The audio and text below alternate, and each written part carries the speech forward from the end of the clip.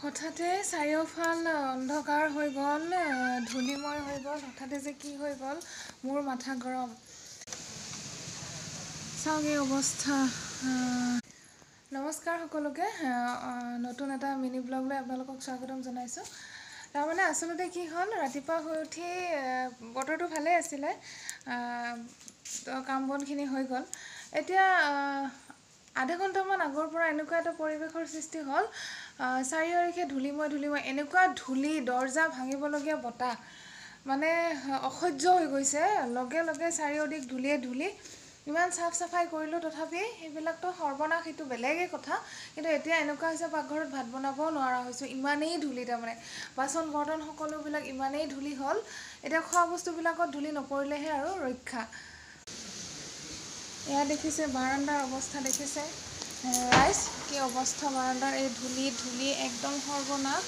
মই এতিয়া কি কৰোঁ আকৌ মানে দিহা পোৱা নাই। কাপোৰ মেলি দিছিলোঁ, গোটেই কাপোৰ পৰি সৰ্বনাশ। দৰ্জা নিজে মেল খাই, নিজে জাপ খায়।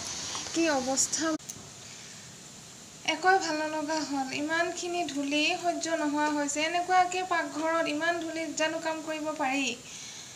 অসহ্য লাগিছে। মানে প্ৰত্যেকটো বাচন বাৰে মুচি আছোঁ, বাৰে পৰি আছে ধূলি।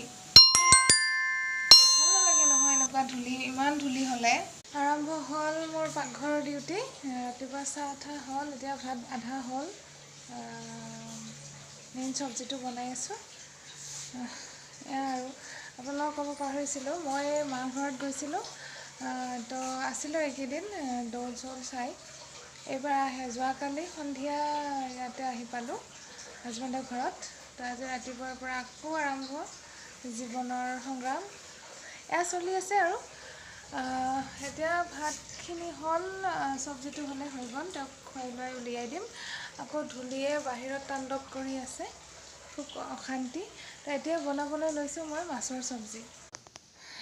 ভাত খোৱা হ'ল ৰাতিপুৱাৰ, এতিয়া বাজিলে 11:30।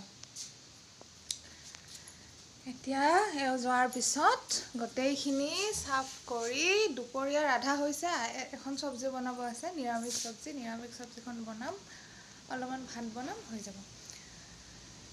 বাছ, এতিয়া কামত ধৰোঁ। অকণমান জিৰাইছোঁ, জিৰাই কামত ধৰোঁ। ঘৰৰ পৰা অহাৰ পিছত ৰুমটোৰ অৱস্থা চাওক। এনেকুৱা মানে আৱৰ্জনা জমা হৈছে, চাৰিওফালে অকল কাপোৰ। হাজবেণ্ড গ'ল, এতিয়া আমি পাকঘৰৰ কামখিনি